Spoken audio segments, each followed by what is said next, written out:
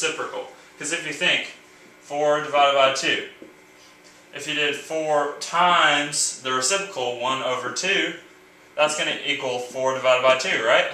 Is equal to 2. Haha, it's a property. So this fraction turns into 4 over 1 times its reciprocal, which means you just flip the denominator in the numerator, times 9 over 2 is equal to, 36 divided by 2 is equal to 18. 18 is your answer.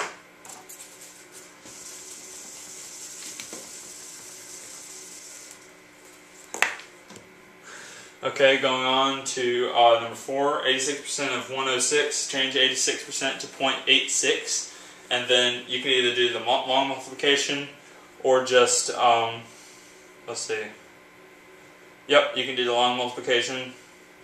That's it. No, there's an easier way, okay? If you think, you can change a percent to a fraction or a decimal. It's easier to multiply by a fraction than a decimal, I would say, because you have to write all that stuff and writing out the equation and stuff. So if you think 106 times, if you change that into a fraction, 86 divided by 100, so 106 times 86,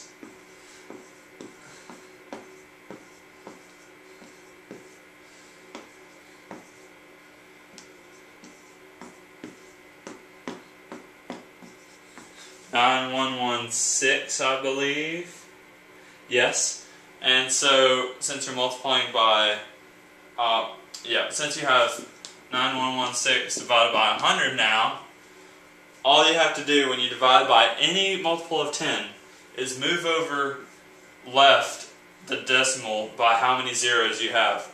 So 91, or here's the decimal, we need to move over 2 places because it has 2 zeros, so 1, 2, bam, 91.16, that's your answer. Okay.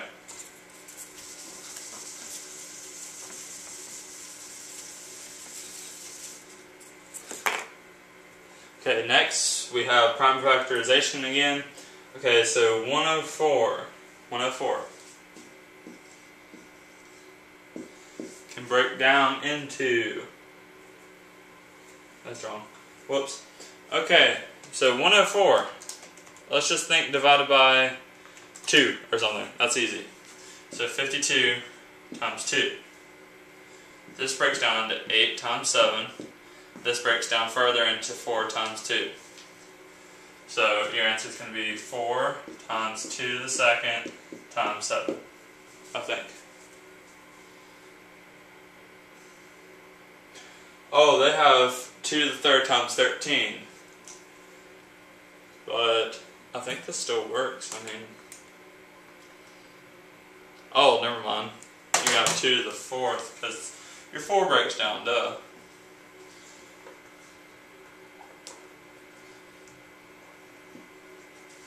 I still think this works. No. Wait, hold on. You know why? Because 7 times 8 is not 52. What in the world was I thinking? Lame. Okay. So we think 52 divided by 2, then we get 26. 26 times 2. 26 breaks down into 13 times 2. Okay, so now it's 2 to the third times 13. There's your answer. Sorry. Okay. Next problem. Find the LCM of 15 and 50. So these come in multiple. Multiple is 15, 30, 40, 45, whatever. Factors would be 1, 3, 5, and 15. Okay, so don't get those mixed up. Just keep working on that. And if you write them all out and you look for the ones that come in common, it's going to turn out to be 150. Both have in common 150, which is easy to see too, because if you think, oh, never mind. That's not something I can explain. Okay, so that's just something you can figure out. Find the area of this trapezoid. Area of a trapezoid, kind of difficult. Not really, but okay, it's 1/2 times height times base 1 plus base 2. You're just going to have to memorize that. I'm sorry. But okay, we were given the height, 1/2 times your height. The height is always, of course, how tall it is, times 2.1, times base 1 plus base 2. Base 1 refers to, it just refers that there's two bases. The two bases can be the top one or the bottom one, either parallel side, okay? So base 1 could be 4.8 plus 3.5, or you can select the base 1 as 3.5 and base 2 is 4.8. Doesn't matter because community property says that those two will be the same. And so you multiply that out and you're going to get 8.715 meters squared. Remember meters squared, even though it's a trapezoid, you still have to write it in terms of area. Okay, number 8, just using PEMDAS. 8.7 minus 4 is 4.7, plus 6.2 is 10.9. 10.9 times 10 is 109. Smooth that decimal over.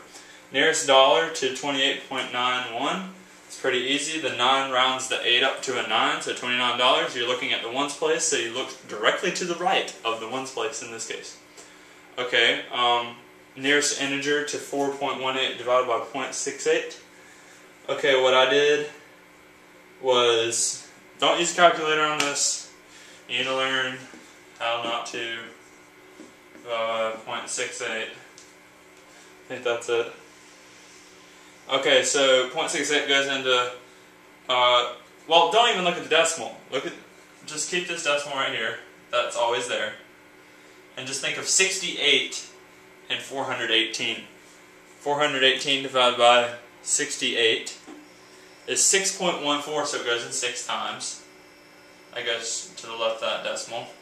6 times, which is minus,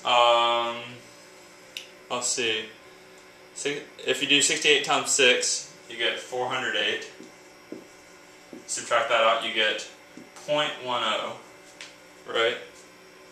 I think, yeah, 0.10.